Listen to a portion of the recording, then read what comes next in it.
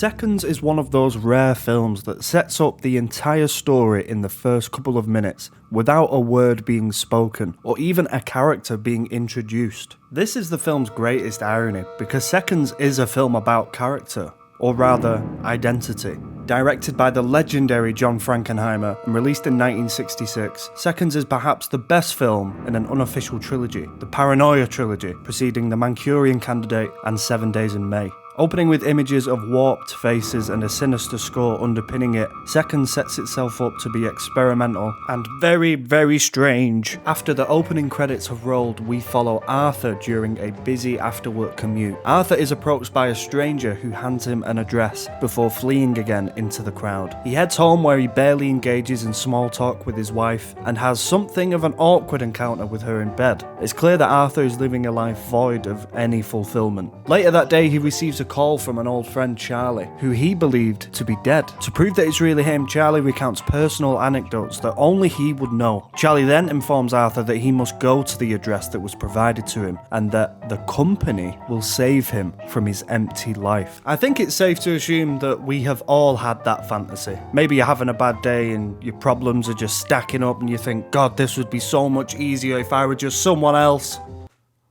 No? Arthur decides to take up Charlie's proposition and travels to the address, where he is then taken to another secret address, and it's all just a little bit of a mess, but hey, it's not exactly a legal operation, is it? At one of the locations, Arthur is drugged and tries to leave. He wanders around a little bit until he finds himself in a vulnerable woman's bedroom, and in his drugged state, he seemingly sexually assaults her. Now, this is one of my major problems with the film, in that it uses sexual assault as a plot device. After Arthur wakes up from his drug-induced state, he's informed by the company that their service will cost $30,000. And what the company will do is fake his death in a hotel fire using an anonymous cadaver, and then they will reshape his appearance, his entire life, and provide him with a fresh start. Arthur is at first very unsure, and it's at that moment that an older man, the head of the company, shows Arthur a film of the prior staged assault, which in turn makes his decision much easier. Go through with the operation or be blackmailed and have your prior life destroyed. But after considering the emptiness in his life, Arthur reluctantly accepts. He undergoes multiple extensive procedures by the doctors that not only transforms his facial features, but also his vocal cords, his teeth,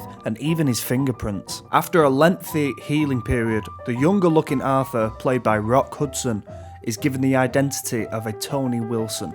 Tony is relocated by the company into a beachside community in California. He attempts to assimilate into his new life, where he is able to finally live as an artist, which is a career he'd always aspired to, but he soon finds himself growing restless. One day, whilst he's walking on the beach, Tony encounters Nora, and the two develop a very swift attraction. It's then that Nora recounts how she came to leave her former life behind. I don't expect you to understand.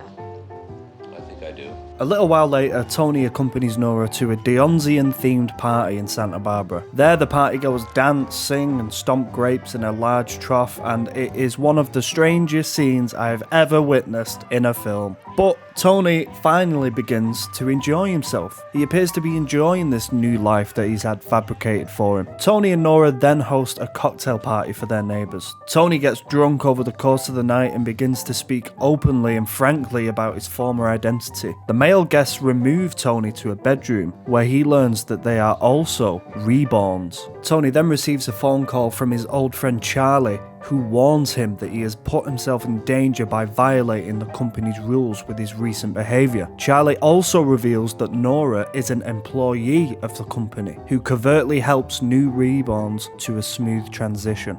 Furious by the apparent betrayal and his new contrived life, Tony defiantly returns to New York City, breaking another rule of the company's. He arranges a meeting with his ex-wife at his former home, claiming that he was once a friend of Arthur's. It's here that Emily shares that she always felt like Arthur was emotionally disconnected from his life and was in a constant state of longing for something that she just couldn't recognise. After the meeting, a somewhat melancholic Tony is met by associates of the company and he requests that they give him a different identity. They agree to do so, but only if he can provide them with another referral to the company. Hey, it is a business after all. Returning to the company's headquarters, Tony is placed in a waiting room with various other men, including his old friend Charlie, all of whom have asked to undergo another rebirth. So it's clear here that the system that the company uses isn't very successful. Charlie is chosen and is completely elated and is escorted from the waiting room. Frustrated at the unknown amount of time the men might have to wait to be chosen and being unable to think of anyone that he can refer to the company, Arthur angrily demands that his procedure be performed without further delay. During the night, the owner of the company discusses with Tony his original purpose for founding the organisation and assures him that the issues he has brought up will be looked into. As he is wheeled into the operating room, Dr. Morris gives his last rites. As the doctor sedates him, he tells Arthur that he is to be killed, with his body to be staged as the corpse for a new client to be reborn.